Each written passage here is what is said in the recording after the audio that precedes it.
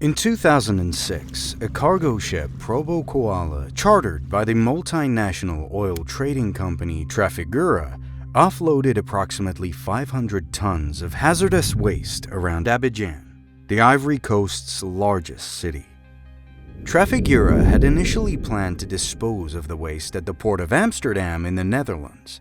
However, after unloading, Amsterdam Port Services deemed the waste too toxic and raised their disposal fee from €27 to €1,000 per cubic meter, equivalent to $620,000.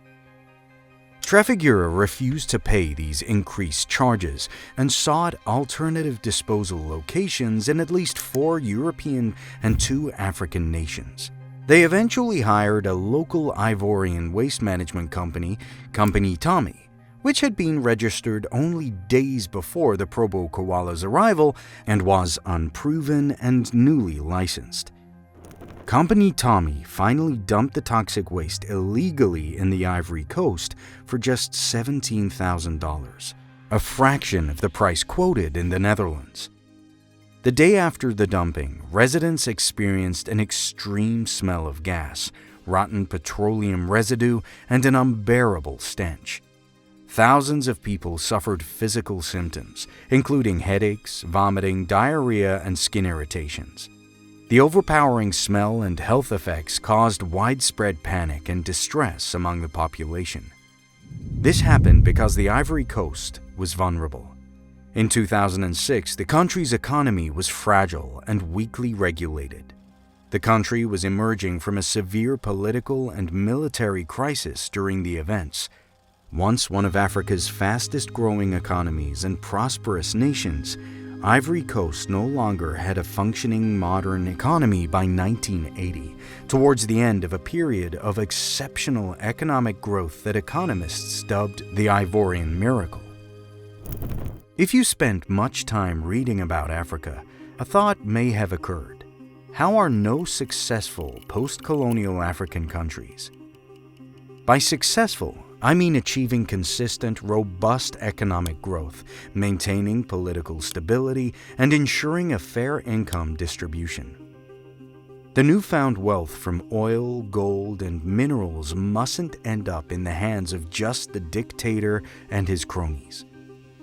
For a while, you could say South Africa or Rhodesia, but only if you ignored the apartheid.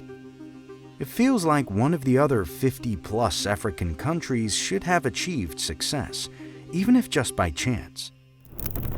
About 40 years ago, the Ivory Coast was the most successful economy in Africa. GDP per capita rose double from $1,495 in 1960 to $3,055 in 1978, the highest among the non-oil producing countries in Africa. The Ivory Coast wasn't just leaving its African competitors in the dust, it was even doing pretty well compared to developing Asian economies. It is impressive that a sub-Saharan African country has achieved an average annual real GDP growth rate of 7.3% over 17 years. And it did so without dependence on oil, diamonds, rare earth minerals, or any other limited extractive resources. The economic development of Ivory Coast is characterized as one of export-led growth, based heavily on the production of 2 crops grown by the hundreds of thousands of smallholders, cocoa and coffee.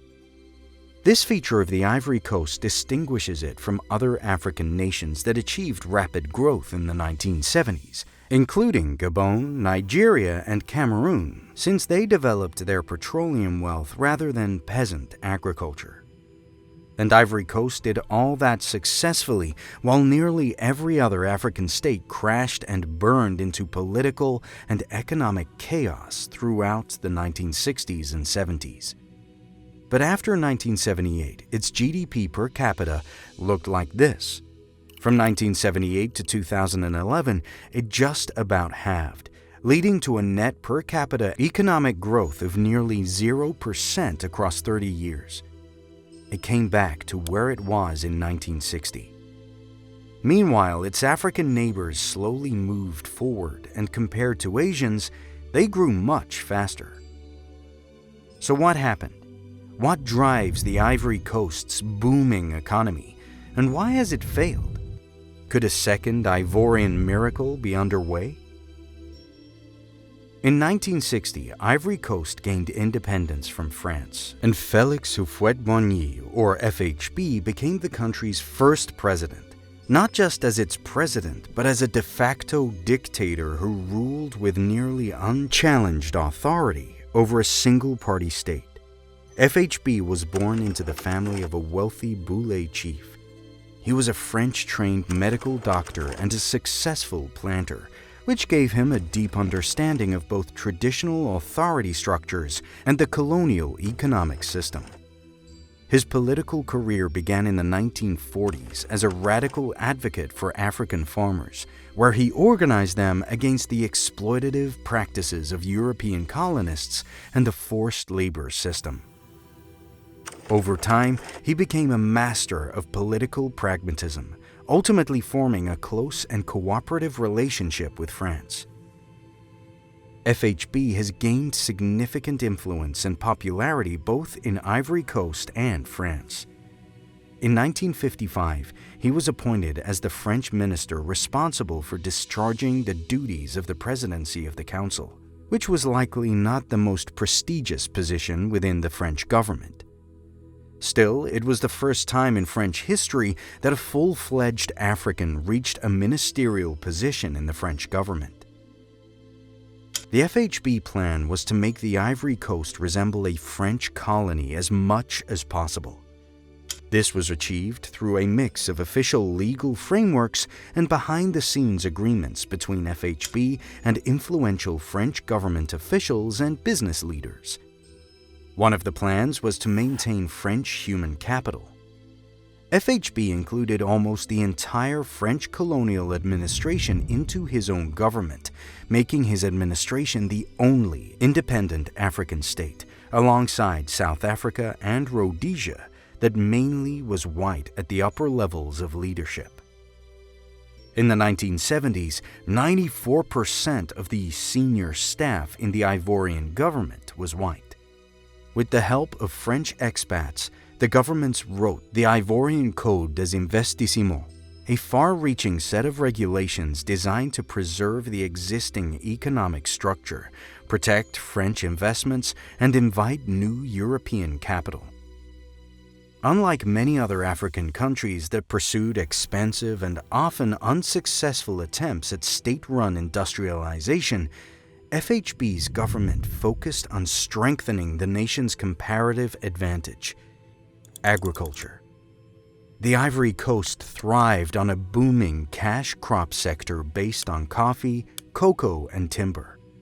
This economic model revolved around the mass production and export of these traditional crops, which combined accounted for 24% of the country's GDP and 80% of its export value in 1960.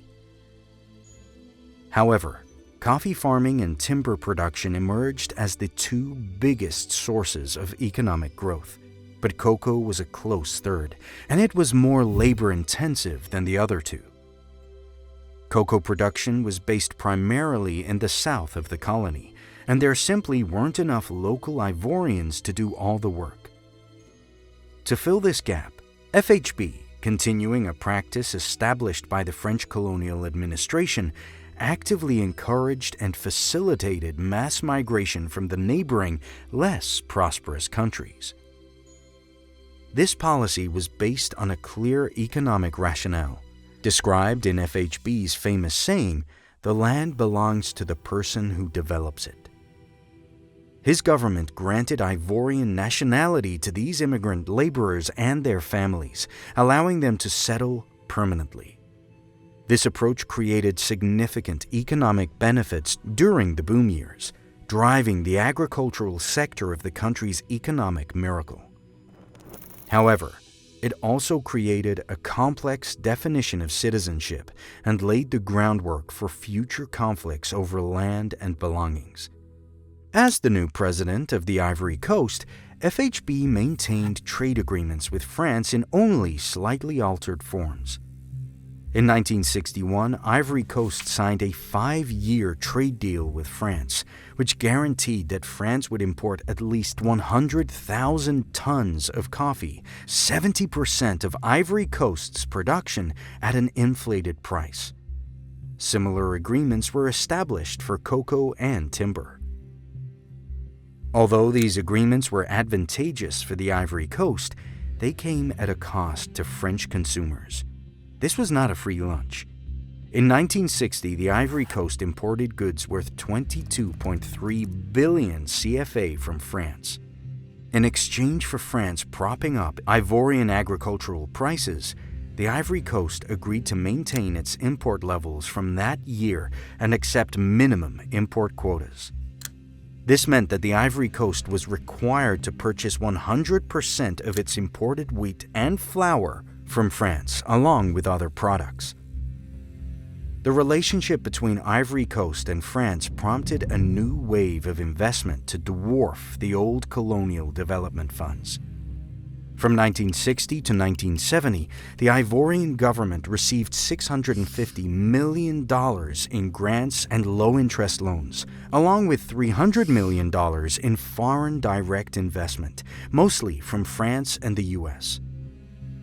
While the government later mismanaged funds, much of the investment during the 1960s effectively contributed to the development of West Africa's best road network, expanded ports, a major hydroelectric dam, mechanized farms, a light industrial sector, and housing for the growing middle and upper classes. Tragically, despite all the explosive economic growth, wealth, and appearances that the Ivory Coast truly was Africa's unique success story, beneath it all, it was just another resource state where elite politicians looted the economy. A supervisory authority called the Bank for the Stabilization of Prices and Agriculture, or BSPA, was established to regulate prices in the cocoa market. The government created this institution to manage the domestic cocoa market and increase tax revenue for the state. To achieve this, BSPA was given a legal monopoly that required all domestic cocoa producers to sell their cocoa to the institution at prices below the international market rate. The BSPA would then sell the cocoa on the global market at the international market rate, with the price difference serving as tax revenue for the state. The BSPA transfers a large portion of tax revenue to the government. The government then claims that it is investing this wealth back into the economy by creating numerous new corporations and acquiring legally mandated stakes in existing ones. Leadership positions in these new state-backed corporations and shares in existing private corporations are assigned to various politicians, bureaucrats, and their friends and families. As a result, these individuals benefit financially through incomes, profits, and potential sale values from their ownership stakes. It's difficult to estimate the magnitude of FHB's corruption because, even by the standards of African rulers, he was extremely liberal in blending personal and state finances, even at an official level. A lot of FHB's corruption was on quasi-legal terms, where he simply used his political power to direct official funds in his direction. The fall of the Ivorian economy started in the early 1980s. The primary catalyst for this collapse was external and beyond the government's control: a severe and sustained plunge in the global market prices for its two principal exports, coffee and cocoa, beginning in the late 1970s. The economic model, built almost entirely on these two commodities, had no buffer against such a shock.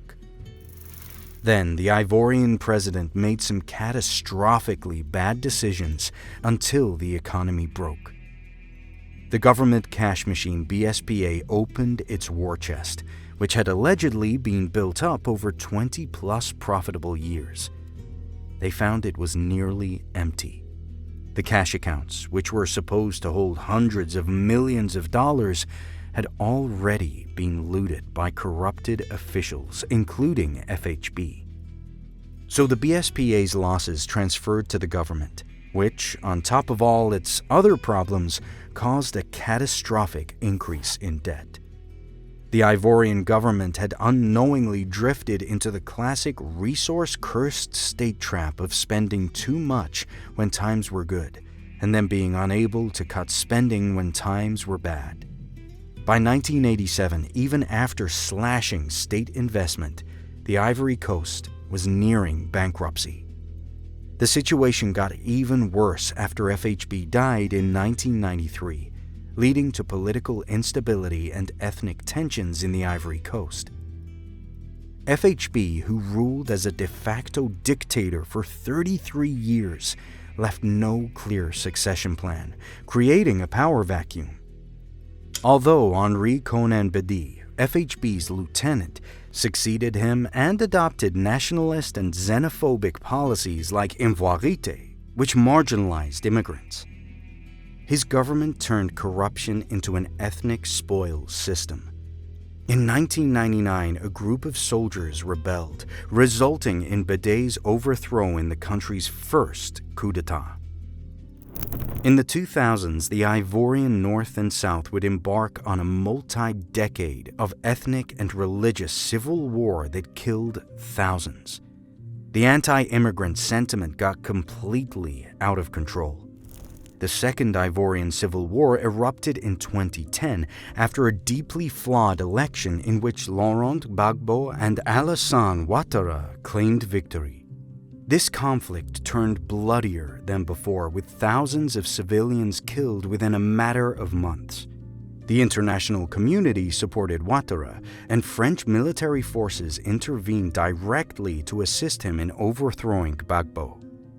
Ultimately, Ouattara emerged as the victor in this struggle for power and was re-elected in 2015. Ouattara has been in power for 13 years and is widely considered a de facto dictator like FHB, with a strong possibility of running illegally again in 2025. The economy has improved, growing an average of 7% per year from 2012 to 2023, and inflation remains low at 3.8% in 2024, compared to a West African average of 21.6%.